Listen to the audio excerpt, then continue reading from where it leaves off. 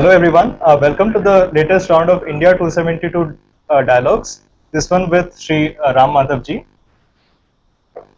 Ram Madhav ji, of course, need no introduction. He is currently the spokesperson of RSS. He has been the spokesperson, in fact, since 2003. He's been associated with the RSS since the early 80s, and has played a long role in several publications. His latest book is Uneasy Neighbors, India and China After 50 Years of War, which has recently been published and released in the India Book Fair. He's an electrical and electronics engineer by profession, and has also a degree in political science.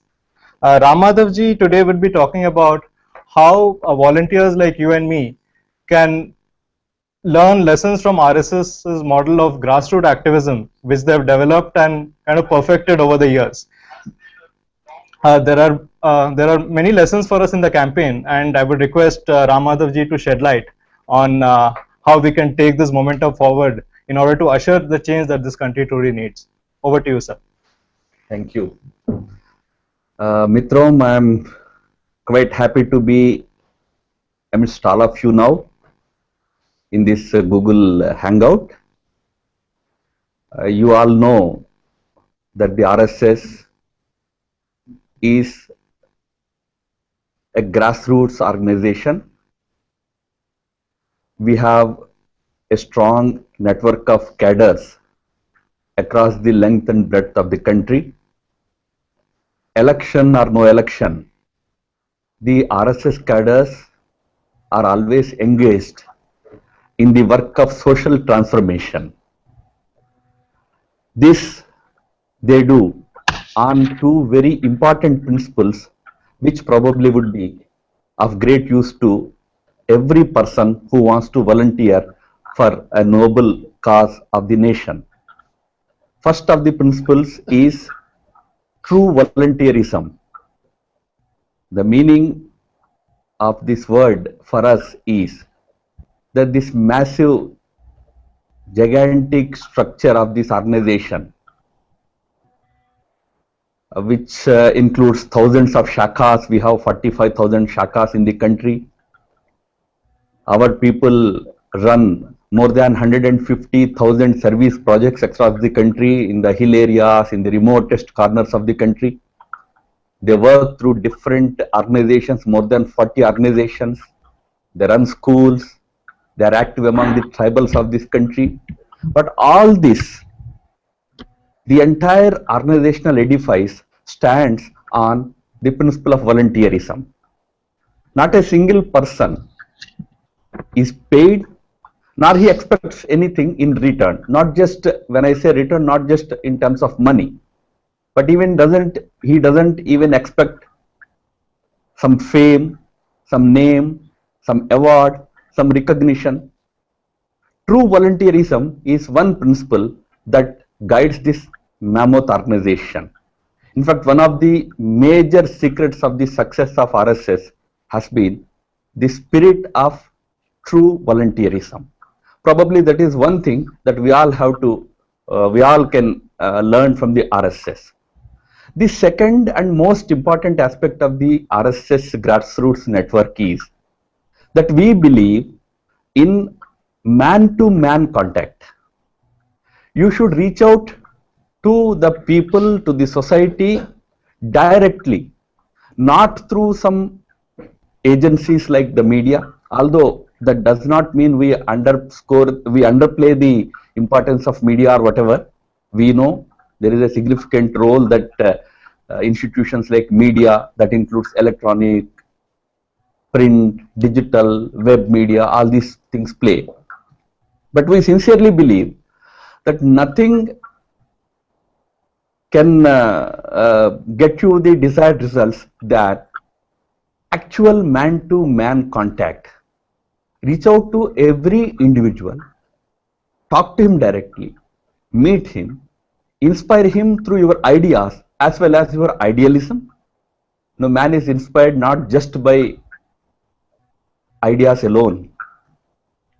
Ideas one can get from anybody, anywhere. But sometimes the person who is articulating, espousing those ideas, how is his life? How does he lead his own life?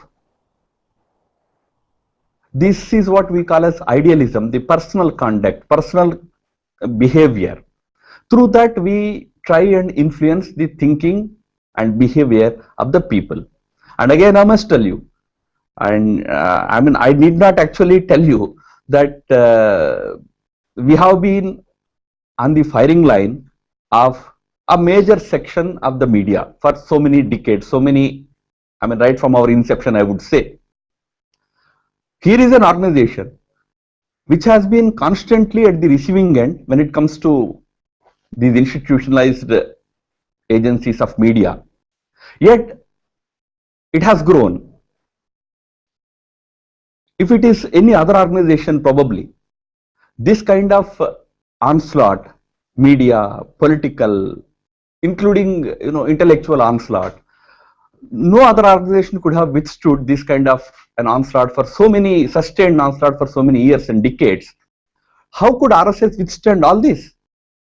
The simple reason is our this grassroots network activity called man-to-man contact. So whenever we think of volunteerism, I think that these two aspects have to be certainly, one can learn from RSS that it has to be true volunteerism. And when you engage in true volunteerism, for that you need what we call as passion. You have to be passionate. Passionate not just about, I would say, not just about one election. Elections are a major milestones in the history of any society. But passion for a better tomorrow, passion for a better country, passion for a better society. That passion will bring in us that spirit of true volunteerism. The second and most important is we need people who can go from door to door, reach out to the last man on the street, talk to him directly, inspire him, motivate him, and make him an instrument in this massive effort for national reconstruction, national transformation, whatever we would like to call it. So I would say these are the two very unique things that RSS can teach to anybody, any activist. More importantly, for this group, which wants to see a better change in the country, you are all committed to ushering in a good change in the coming months and coming days. Probably if these two things are taken from the RSS, I think the objective with which we are all working, it can succeed and we can bring in the desired results in the coming weeks and probably 1 or 2 months. With these few opening words, I think I will stop and I am at your mercy for some time. I'm open to any questions. Thank you. Namaste. Thank you for the opening remarks, Ram Madhav ji. We have a few questions from people who are on the Hangout itself, and then we'll go to questions that have come up on the India 272 forum, questions on tweets, etc. And before we go there, if you could answer just one question on how the RSS is helping in ushering in change in 2014 itself. That's a good question to begin with. See, as I said, for the RSS as an organization and the members whom we call as Swayamsevaks, the 2014 election, for us, it is like any other election that comes from time to time. But we, as the ones who love this country, this culture, we see so many challenges that the nation is facing today. And in view of the seriousness of these challenges, we also felt that this time probably the Swayamsevaks have a special role to play. So we have asked our Swayamsevaks to play 2-3 important roles in the run-up to the next coming general election. First of them would be to enroll new voters, those who have become eligible to vote. They should register as voters. We are just maybe a week or so is left now for registering new voters to enroll in the national voters registers, and I'm sorry to say that millions have still been left out. They have still not enrolled their names in the voter lists. This is a very unfortunate situation. So we have first of all asked our Swayamsevaks that go out and reach out to people who are eligible to vote but not registered as voters. This work is going on for last couple of months. I think we have our Swayamsevaks have done fairly good job in a number of states. The second thing that we have asked our Swayamsevaks was to go and educate people about the challenges that the country is facing today. People, when they decide to choose their next government, they choose the next government on the basis of certain issues. It is the responsibility of all enlightened citizens of the country to discuss, to take those issues to the larger society, place them before the society, and allow it to use its own wisdom to take appropriate decision, elect right people. So the second thing that the RSS members, RSS Swayamsevaks would be doing is to go reach out to people and place before them the major concerns that the nation, the country is facing today. And they include, I don't go on explaining the issues, but I would broadly highlight those concerns which we all feel. One is the security related concerns, external and internal security of the country. The second is the economic concerns. Today, India has more than 30 crore people who live a very pathetic life. They live below poverty line. Below poverty line simply means they don't get 2 square meals a day. And for a country like India, 30 crores, 30% probably means 35 crores. So this kind of economic situation where there is growing unemployment, growing poverty, which is leading to unrest in the society, which is forcing youth to turn to violence, which is making life miserable for various sections of the society, the weaker sections, the poor people, the women, they all become victims of this growing violence in the society. All this is directly, indirectly linked to the economic condition of our country. So that is another major challenge that we see. The third major challenge that we see is growing, dismemberment, fragmentation in the society. What we call in Hindi as samajik tanabana, the social fabric is disintegrating. Thanks mostly to the politicians and the policies of the governments of the day. We are being divided, split on the basis of religion, on the basis of minority, majority, on the basis of caste, on the basis of statehood, on the basis of language. This is leading to utter chaos in the society. There is growing social fragmentation and rupture to our social fabric. That's the third major concern that we see that people should understand. And the fourth major concern, which every one of us share, is the growing corruption in the government system and the utter incompetence of the administration of the governments in delivering goods to the society. So these concerns have to be placed before the people. People have to be told that these are the challenges before the nation. So when you go and choose the next government, be careful. So this is the second objective that is placed before the Swayamsevaks. And the third and the final thing that we expect our Swayamsevaks to do in this election is to go out on the election day and make sure that every eligible voter goes and votes. Now, it is a very tragic story with our Indian election, that at the end of the day, you have about 55 to 60% of the people voting. That means about 40-45% of our people who are expected to vote don't turn up for voting. And this doesn't give you the full picture. If the average is 55, that means there are any number of polling booths where probably the voting average is 20% or 30%. Or there are some booths where it is 80%, 85%. So it shows the general lack of interest in a large section of our society when it comes to using their most powerful weapon, namely the vote. So we have asked our swaysetters to make sure that every eligible voter should act as a responsible citizen, go out and cast his vote on the polling day. So our cadres will try and ensure that maximum voting takes place.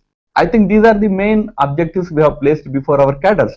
Our people have started working on these lines.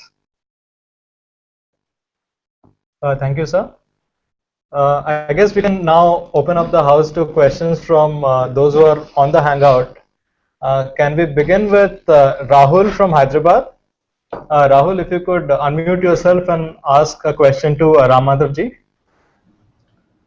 Yeah, hi, also, hello Ram Madhav. This is Rahul here from Hyderabad. Hello, Rahul. Can you hear me? Okay, hi. Yes. Sir, I've got two questions.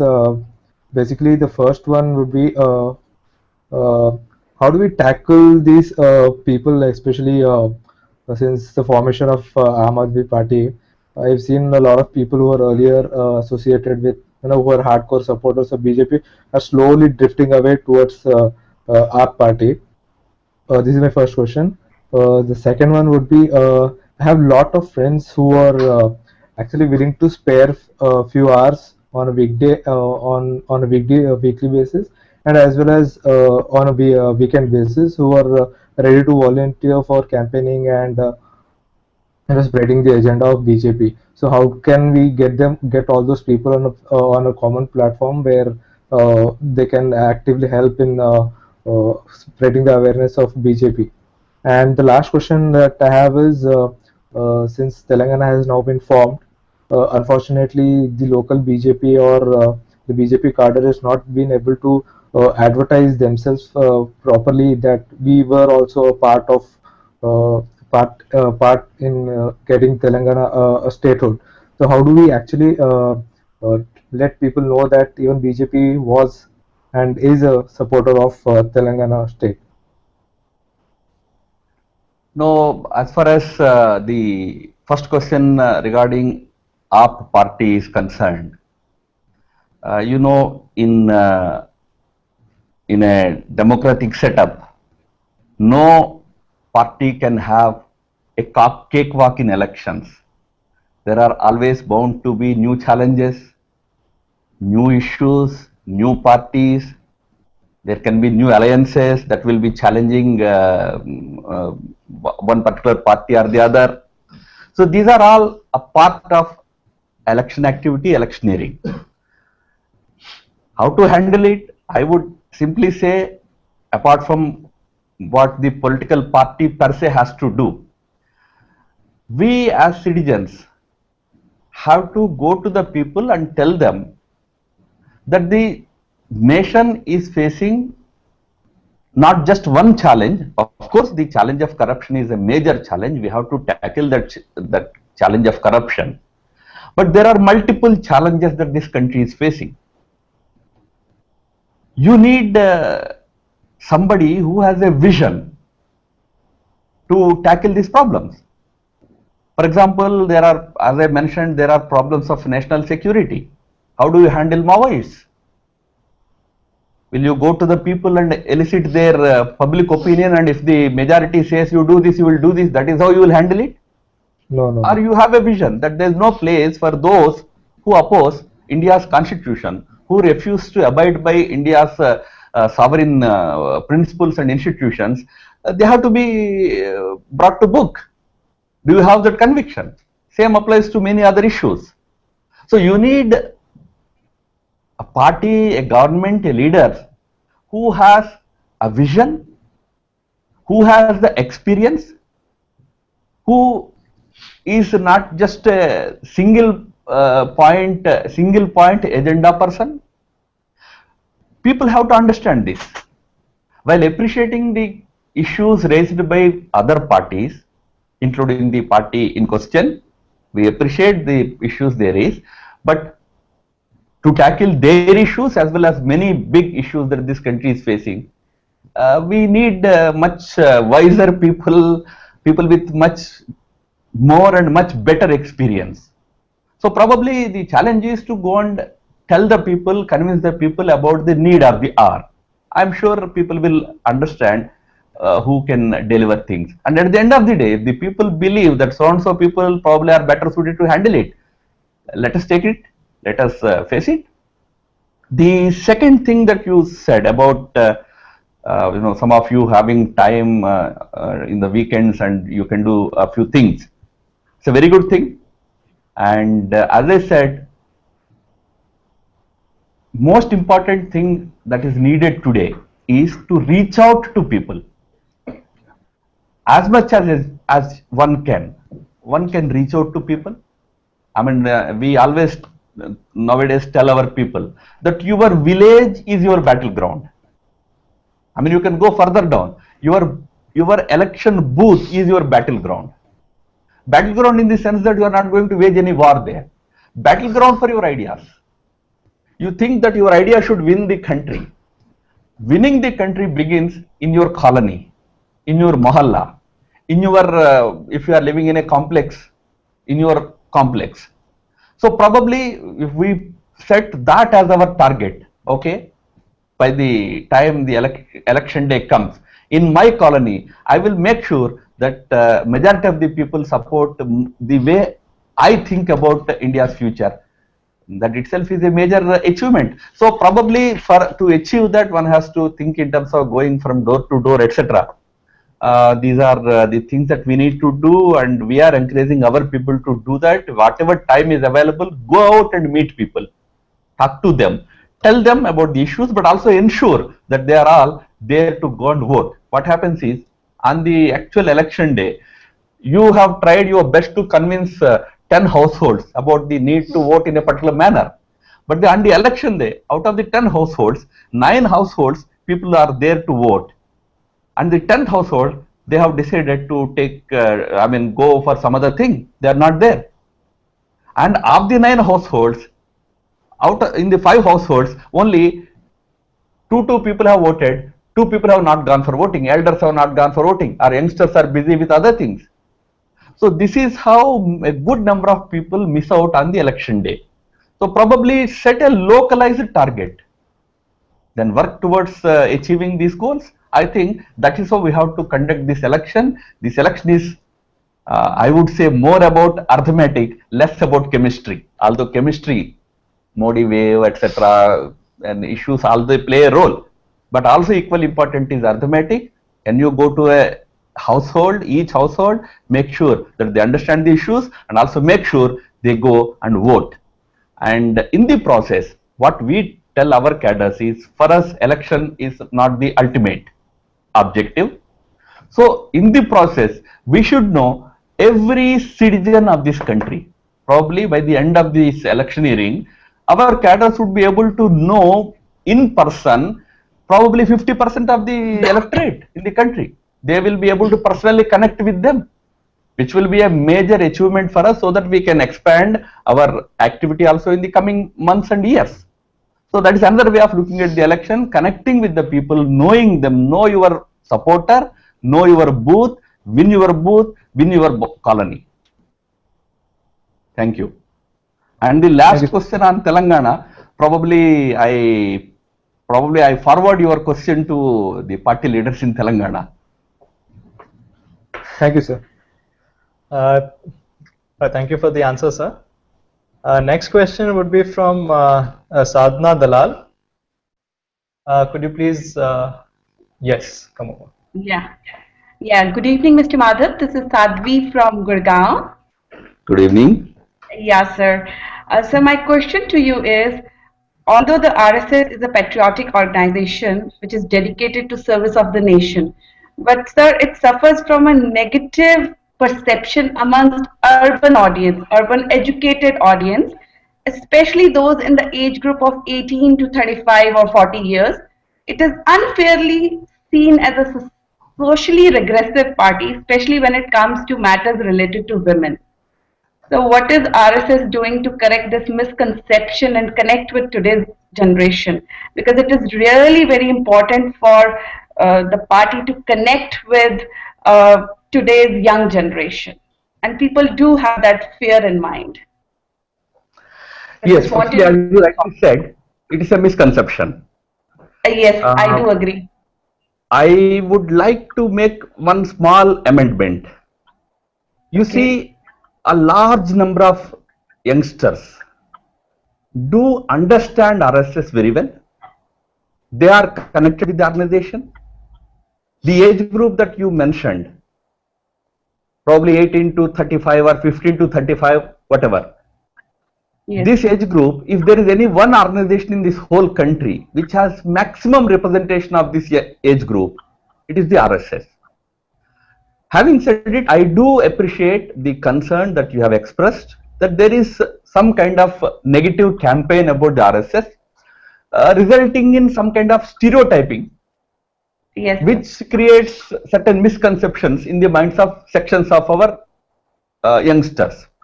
It's our duty to, slowly try and remove those misconceptions, which we constantly try and do. And the very fact that I am with you all on this Google Hangout is an evidence that we leave no stone unturned to go and tell the educated, tech-savvy youngsters about what we stand for. So this effort continues. But to that specific question about women, they have some kind of a fear about the organization and all, I would certainly like to say that this is a totally, uncalled for and baseless fear. And it is true that in terms of our day-to-day shaka work, we have separate shakas for men and women in India. The most important reason for that is convenience. And for that matter, I must tell you, we have shakas at separate times for separate age groups. For young high school students, we have shakas in the evening. That doesn't mean anything that, we treat those people in a very discriminatory manner. Matter of convenience, most of our shakas that are undertaken for women by one of the RSS affiliated organizations called Sevika Samiti, they are run in the early evenings, 5 o'clock, probably 4:30, like that, only in terms of convenience. I don't think that should be held against the RSS. It's because of the convenience of time as well as because of the convenience of activity. I mean, you play football, nobody will say that it is male chauvinist game because only men will play football. Women play separately, and there are certain games which can be played by both together. So what I'm trying to say is we are not against women or anything like that. For the sake of convenience, shaka, we have separate shakas.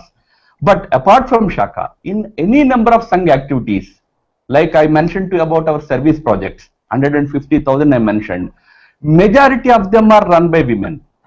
And majority of the projects, the beneficiaries are women. But that brings us the very crucial point that you have raised. There is somewhere this communication gap. Probably people don't know, they know only about the RSS Shaka that is held in the morning where some men come together. Probably we have to do more effort. We always believed that, okay, let's meet people, let people know us through knowing us directly rather than through media and all. But in today's world, media also plays a very important role. We are trying our best to correct these perceptions, and I totally appreciate your genuine concern. Thank you. Thank you for your question, Sadhna, and for your rather strong rebuttal. No, genuine. Okay. I thought it was particularly well articulated, so well done. Next question from Rohit. Yeah, Namaskar, Madhav sir. Namaste, Rohit ji. Yeah, it's a pleasure talking to you, sir. It's like a dream come true. Thank you. Yeah, My dream also sir. has come true. I am talking to Rohit. Wow. Sir, my one question is, it says that your thought on Bharat Sone ki Chidiya, like as we have heard, the story basically that our uh, father and grandfather they used to say Bharat Sone ki Chidiya hoti thi kabhi, you know. So your perception, your thought on that, and second, when RSS thought of a leader, like how they decided Narendra Modi can lead our country. So I want some your thought on that as well. Thank you, sir. Rohit जी, भारत सोने की चिड़िया थी, ये तो हमने कोई invent नहीं किया है. This is a historical fact. If you read the economic history of the world by Madison, or I mean, these are all Western writers, they also categorically state that until the middle of 17th century, India and China were the most advanced economic powers in the world. So सोने की चिड़िया उस अर्थ में भारत तो थी. It's another matter that during the 150 years of the British rule, Indian economy was completely ruined. It was destroyed. And as a result, we are standing, and post-independence, our successful post-independence leadership has also further helped this destruction of Indian economy, thereby resulting in the sad state of affairs that I have mentioned. You know, today in India, as I said, 30% of the people live below poverty line. That makes it 35 crore people. And I was horrified to hear that 60% of our people do not have access to proper sanitation facilities. That makes it 65 to 70 crore people who have to go out for their daily needs. So this is the kind of pathetic situation we are in. This is completely the handiwork of course, the British. But you can't just leave the blame on them, because they left this country 60 years ago, and whatever destruction has happened is the result of the misrule of in the last 60 years. And the second question, I must correct you that who should be the prime ministerial candidate of the BJP was the considered opinion and the decision after due consultation process of the leadership of the BJP, not the RSS. That doesn't mean the RSS has a view on in favor or against it. It is a decision that was arrived at after due consultations within the party leadership at various levels. And as far as RSS view on that is concerned, I would only say this much, that we have full faith in the wisdom of the BJP leadership. That's why we have no reason to have any other opinion on those matters, which are essentially the matters of the party. Thank you. Thank you, sir. for laying that issue to rest, sir. Next question we have from Adit from Bombay. He is a doctor, studied in Harvard, and has his own healthcare consulting company, and has been associated with Shakas ever since he's been growing up in Bombay. Adit, do you want to ask a question? Hello, can you hear me? Adit ji hai? Adit? Yeah, can you hear me? Yeah. Okay. Namaste, Ram Madhav ji. I wanted to have two sort of specific questions for the conversation, right? One is related to the question that Sadhani had about the image of the RSS. And the second is on something you touched at the beginning of your conversation in talking about economic development. Maybe I'll take the second one first, because I think that is a broader conversation. I think your observation that the slowing of the economic development in the country in the past 10 years is a cause for particular concern, right? And I say that, if you're working in any corporation or in any company or any organization, the moment there are people sitting in office with nothing to do, right? They start finding faults. As chai hi nahi kharab, chai kharab hai, the AC is not working, my colleagues are not bad, someone's shirt is not good. I think the specific question I had is a big element of what Modi ji has achieved in Gujarat has been hyper acceleration of economic development.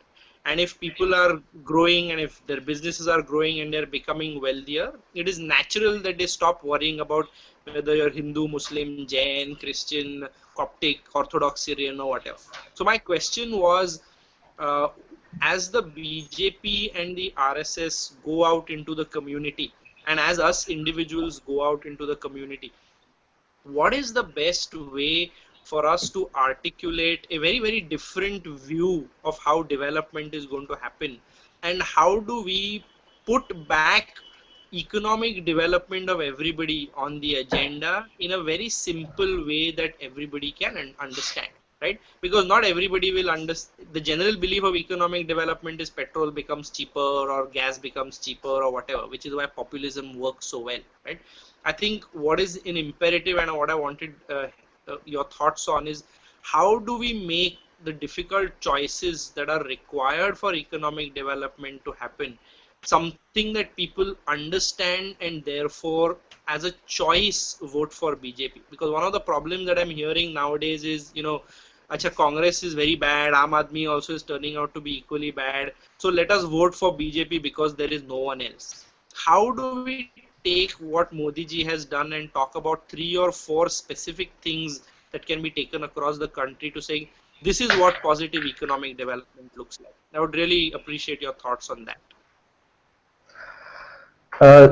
See, the party and of course Modi ji have been articulating their economic vision, their economic agenda.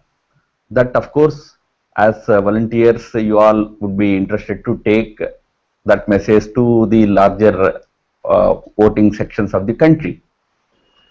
I would say that for us in the RSS, development is not just an agenda for a political party or the government alone. We believe that development is actually a popular agenda, in the sense that every person, every citizen has a role to play in terms of improving the standard of life in his own vicinity, in his own neighborhood. Now that spirit, which I have heard from Narendra Bhai himself, probably he would be articulating it much more in the coming days, coming weeks. Making development as a popular movement. If I am doing some economic activity in my village, I should do it in the best way possible so that my village is benefited, my neighborhood is benefited, in the process my country is benefited. Correct. Now this spirit, that development means, take the case of any development indicators. You take the case of healthcare in this country. Are we saying that there are no hospitals in this country? There are hospitals run by the government, but either there are no doctors or doctors do not deliver. The reason being, people feel that there should be good hospitals, but people also should feel that if for a hospital to become good, as a doctor, I have something to do. As a compounder, I have something to do. As a village pradhan, I have something to do. This has to be the way forward. People have to be made stakeholders in development, then only development is possible. And I am sure if this vision is achieved, you can end corruption, you can end many bad things. So I think that kind of an out of the box thinking about this whole question of development. I know of areas where people are quite happy with the kind of development that they see around them, but most of it is achieved with the help of non-governmental agencies, local elders, local moneyed people, local big people. They take the initiative in achieving a level of standard of life there in their villages with less government. Yeah. So these are several kinds of, probably Narendra Bhai talks about less government, better governance, good governance. So things like this out of the box ideas have to be spread across the people. People have to be made stakeholders. I think that's the way ahead.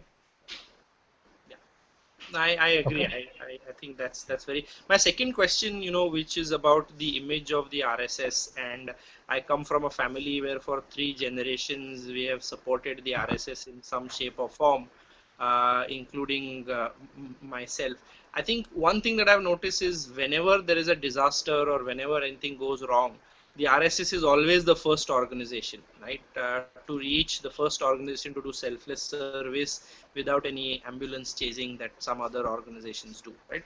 I think my question is in line with increasing the visibility or the acceptability of the RSS in the middle class and the urban youth. Why has the RSS not taken a much more proactive and visible stance to talk about the relief performance that they have delivered, right? I mean, I can think of few organizations that would have done so much work in earthquakes.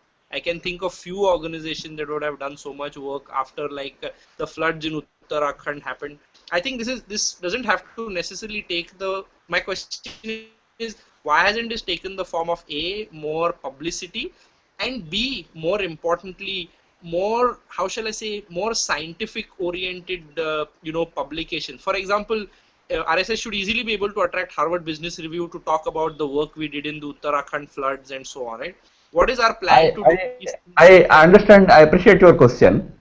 Let me put it this way.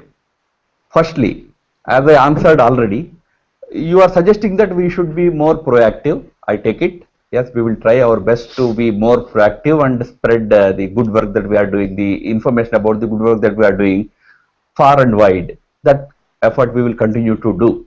But you must understand two things. Number one, and this is most important, those who criticize RSS, majority of them criticize RSS for extraneous reasons. Not that they do not know what RSS stands for. Not that they do not know what the RSS has done in all these years. It's not because of lack of knowledge, lack of information that they attack us. They attack us primarily because they think that here is an organization which stands for an idea. That idea is a threat to our existence. Those who fear the very idea for which the RSS stands and which idea is growing with every passing day, they are afraid of that very idea of India that RSS stands for. In this country, yes, from kindergarten to senior leader, everybody has his own idea of India. So, but the fear of the RSS idea of India, which is the real idea of this country from time immemorial, they are afraid of that idea. That is why majority of them criticize RSS. So this one thing that we have to keep in mind. The second and most important thing is, I quote Professor Walter Anderson, who has authored a book on RSS, a research work on RSS by name A Brotherhood in Saffron. He made a very interesting observation in one of his interviews. He said, the RSS is very difficult to understand and very easy to misunderstand. So sometimes people tend to misunderstand. There I do give benefit of doubt that is because probably lack of information, lack of initiative from our side to share information. That could be partly the reason. But I would say majority of the people who attack us, you name them, they attack us not because they don't know what we stand for, but they are afraid of the very idea which we stand for. Okay, thank you very much. No, I really appreciate your answer. Thanks, Adit, for your questions. And can we have Vinod Sankar ask his question? Vinod, could you unmute yourself and come up? Yeah. Namaste, Ram Madhav ji. Thank you very much for your time in addressing our volunteers. So my question is, we've now got lakhs of volunteers who have registered themselves and want to contribute for Mission 272 plus. But many of them are first-time volunteers. They've not been part of, certainly not been part of political campaigns earlier. And I feel that they can learn a lot by seeing the way RSS Karyakartas are organized locally. And also they can get a lot of guidance from RSS Karyakartas in at a booth level, at a constituency level, on how to go about doing their door-to-door work and things like that. Because I think that can be a really important thing that can happen, so that our volunteers are able to use their time effectively and efficiently to be able to, like you say, win their booth or win their constituency. I mean, like win their like if they're living within a complex and all of that. So we've got people who are who have registered within their parliamentary constituency on India 272. Is there some way in which we can get the representatives from RSS who are working in various constituencies across the country, and we can make them like the point of contact for our volunteers, so that they can go to them for guidance, to do this job of Mission 272, to do it really well? Yes, certainly something on those lines is being worked out.